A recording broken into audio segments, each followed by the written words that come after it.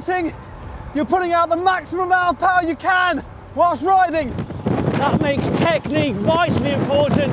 You want to make the most of that effort, transfer it into pure speed.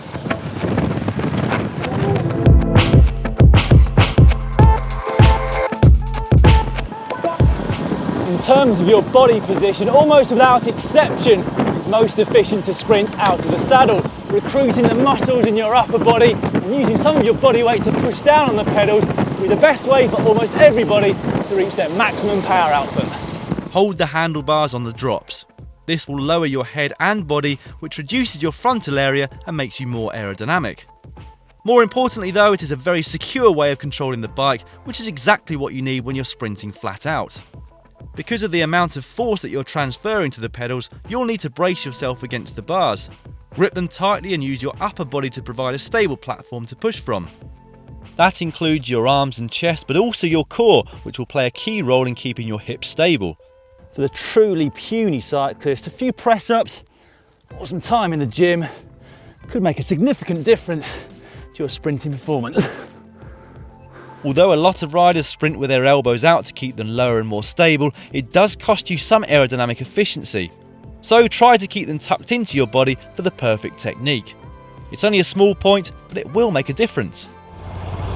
Lowering your head provides a significant boost in aerodynamics, but don't make the mistake of tucking your head in and looking downwards.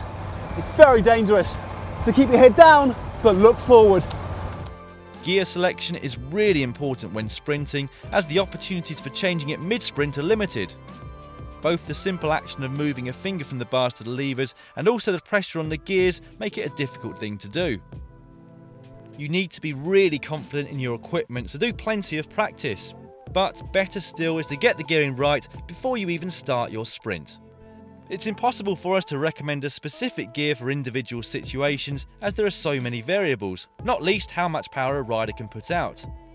As a guideline though, at full gas your cadence needs to be quick, over 110 revs per minute. This means that when you launch your sprint you might be a bit over-geared, as you might not have the luxury of a slick lead-out train driving at 60 km per hour. Some sprint situations can be really cagey, especially when sprinting from small groups. The speeds can be pretty slow until it all kicks off. So sprinting requires rapid acceleration. Finally, the important thing to know about sprinting technique is how long you can do it for. When you're fresh, 20 seconds at full power is quite easily achievable. But remember that when you're fatigued at the end of a ride or race, that may reduce to as little as 10 seconds. Of course, that translates into a completely different distance on the road. So depending on your speed, it could be as much as 200 metres or as little as 50. When a sprint is concerned, it's definitely not the taking part that counts, so make sure you know what you're sprinting for and plan accordingly. You should also take into account the road conditions. So if you've got a slightly downhill or tailwind sprint, you can afford to launch things early. Conversely, if you've got a headwind or slight uphill, it's important to leave it as late as possible.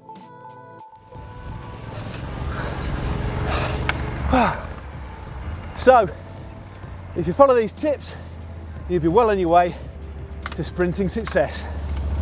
We probably could have done with these tips, Matt, when we were pro. I know. Oh, God. When it comes to actually launching your sprint, you want to make sure that you're in the right gear. Too hard and you'll struggle to make that jump that you need, and too easy and you'll have to change gear mid-sprint